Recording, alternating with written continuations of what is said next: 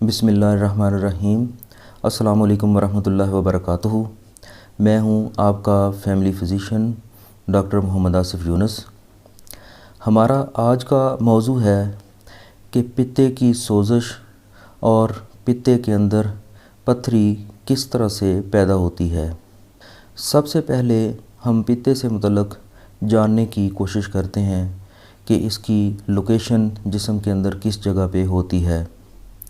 पित्ता हमारे पेट के ऊपर वाले हिस्से में दाईं जानब पसली के नीचे होता है और ये हमारे जिगर के नीचे चिपका होता है।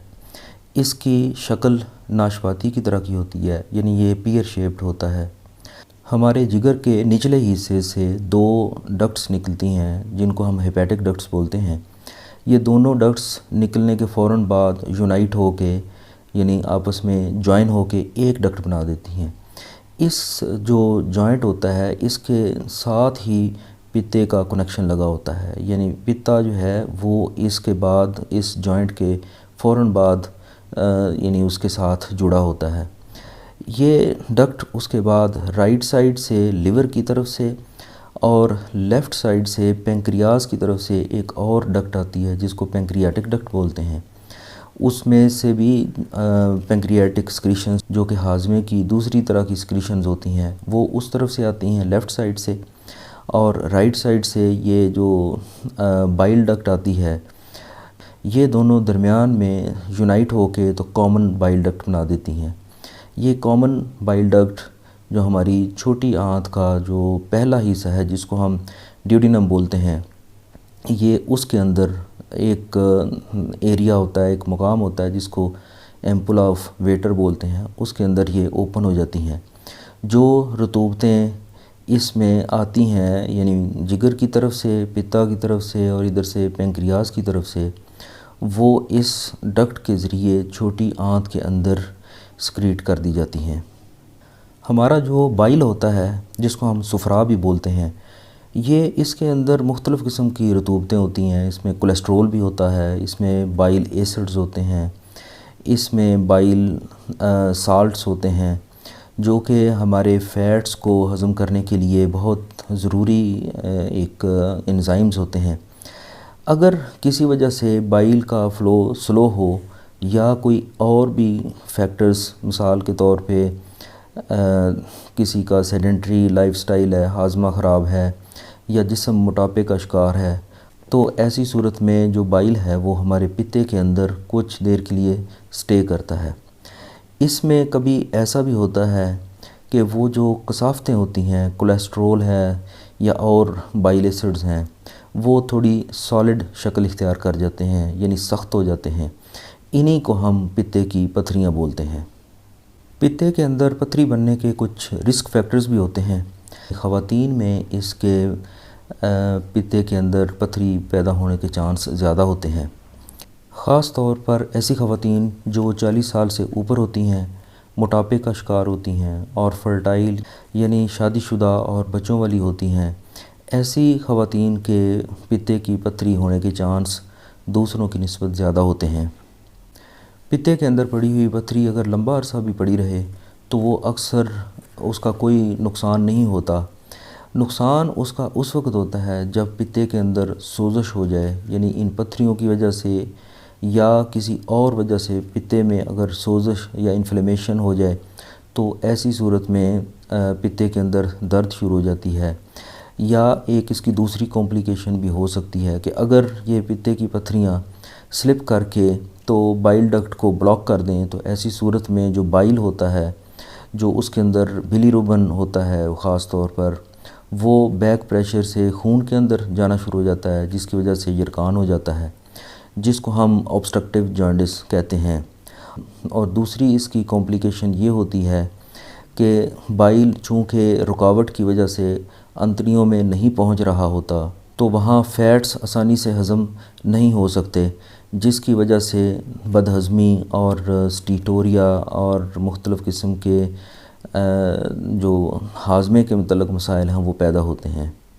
अगर पित्ते के अंदर सोजिश हो जाए तो ऐसी सूरत में पित्ते के मुकाम पे दर्द शुरू हो जाती है जो हमारे पेट के ऊपर वाले हिस्से में दाईं तरफ जिसको मेडिकली हम राइट हाइपोकॉन्ड्रियम कहते हैं।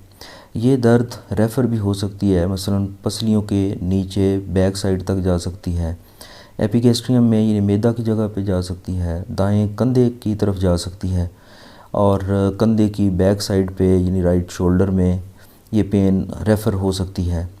इसके साथ साथ मतली का होना, कै का होना और हल्का बुखार होना, जिस्म में दर्द होना, उफारा, बदहज़मी, ये सारी अलामात जो होती हैं ये पित्ते की सोजिश की तरफ निशानदही करती हैं। और अगर खुदा न खास्ता पित्ते की पथरी की वजह से बाइल डक्ट अगर ब्लॉक हो रही हो तो उस सूरत में आपको जॉइंटिस भी मिल सकता है। पित्ते की सोजिश या पित्ते की पथरी, इसके डायग्नोसिस यानी किस तरह से इसको डायग्नोस किया जाता है, इसकी बात करें तो इसमें सबसे पहले हम खून के टेस्ट करवाएंगे जिसमें सर-ए-फ़हरिस्त ब्लड सीपी है, यानी इसको सीबीसी भी कहते हैं। इसमें हमें वाइट ब्लड सेल काउंट यानी डब्ल्यूबीसी काउंट हाई मिल सकता है। इसके अलावा ब्लड के जो दूसरे टेस्ट हैं वो भी हम करवा सकते हैं, मिसाल के तौर पे सीआरपी यानी सी रिएक्टिव प्रोटीन्स, ये इन्फ्लेमेटरी मार्कर होता है, ये भी आपका रेज़ हो सकता है। अल्ट्रासाउंड एक बहुत अच्छा इन्वेस्टिगेशन टूल है, इसमें अक्सर पित्ते की पथरी डिटेक्ट हो जाती है। इसको थोड़ा हाई रेजोल्यूशन पे किया जाता है। इसमें पित्ते की जो वाल थिकनेस है यानी पित्ते की जो दीवारें हैं उसकी मोटाई भी मेजर की जाती है, जिससे हमें अंदाज़ा होता है कि पित्ते में सोजिश है या इसके अंदर जो पथरियां हैं वो भी विजुलाइज हो सकती हैं। अगर अल्ट्रासाउंड के ऊपर इसका प्रॉपर डायग्नोसिस ना बने तो फिर हम सीटी स्कैन भी करवा सकते हैं जिसमें पित्ते की पथरियां विजुलाइज हो जाती हैं।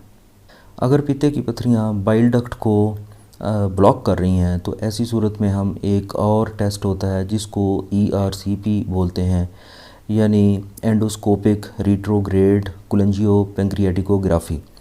इसमें एक एंडोस्कोप जो होती है वो मुंह के रास्ते दाखिल की जाती है और वो एम्पुल ऑफ वेटर जो इसकी ओपनिंग है उससे बाइल डक्ट के अंदर विजुलाइज करते हुए ऊपर की तरफ हम इस जो हमारा सिस्टम है इसका डक्ट सिस्टम उसके अंदर विजुलाइज करते हैं, जहाँ से हमें इसकी ऑब्स्ट्रक्शन मिल जाती है। इसके ज़रिए हम इसको डायग्नोज करने के साथ साथ उस स्टोन को जो कि वहाँ पे ऑब्स्ट्रक्शन कर रहा है उसको हम रिमूव भी कर सकते हैं। पित्ते की सोजिश और पित्ते की पथरियों का होना, इसके इलाज की अगर हम बात करें तो सबसे पहले जो अगर एक्यूट अटैक है उसके लिए मेजर्स किए जाएंगे। इसमें पेन किलर्स दिए जाएंगे एंटीस्पोज़मेटिक, ताकि पेन जो है उसको रिलीफ दिया जा सके। इसमें IV फ्लूइड्स भी देंगे ताकि जो फ्लूइड लॉस और इलेक्ट्रोलाइट लॉस हो रहा है उसको रिप्लेस किया जा सके। एंटीबायोटिक्स भी सिचुएशन देख के इस्तेमाल करवाई जा सकती हैं। कै रोकने के लिए एंटी एमेटिक्स भी दी जाती हैं। पित्ते की पथरी को आसानी से रिमूव नहीं किया जा सकता, इसके लिए सर्जरी रिकमेंड की जाती है। दो तरह के प्रोसीजर इस्तेमाल किए जाते हैं, एक ओपन सर्जरी होती है और एक लेप्रोस्कोपिक सर्जरी होती है।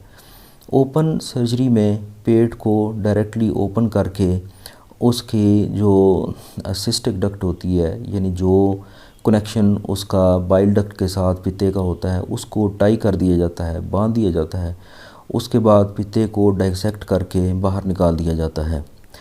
लेप्रोस्कोपिक सर्जरी में पेट को ओपन नहीं किया जाता बल्कि 2-3 होल किए जाते हैं जिनमें से एंडोस्कोप या लेप्रोस्कोप जो होती है वो दाखिल की जाती है। दूसरे होल में से आप इंस्ट्रूमेंट्स इस्तेमाल करने के लिए उसका जो डिवाइस है वो इस्तेमाल करेंगे। तो लेप्रोस्कोप के ज़रिए आप उसको क्लैंप करेंगे पहले सिस्टिक डक्ट को और पित्ते को उस तरह से बाहर निकाल देंगे। उम्मीद है कि आपको ये वीडियो पसंद आई होगी। मेरे चैनल को सब्सक्राइब करें और साथ अपीयर होने वाले बेल आइकॉन को ज़रूर प्रेस करें ताकि आपको हर नई आने वाली वीडियो आसानी से मिल सके। चैनल को शेयर करें, लाइक करें। इजाज़त दीजिए। अल्लाह हाफ़िज़।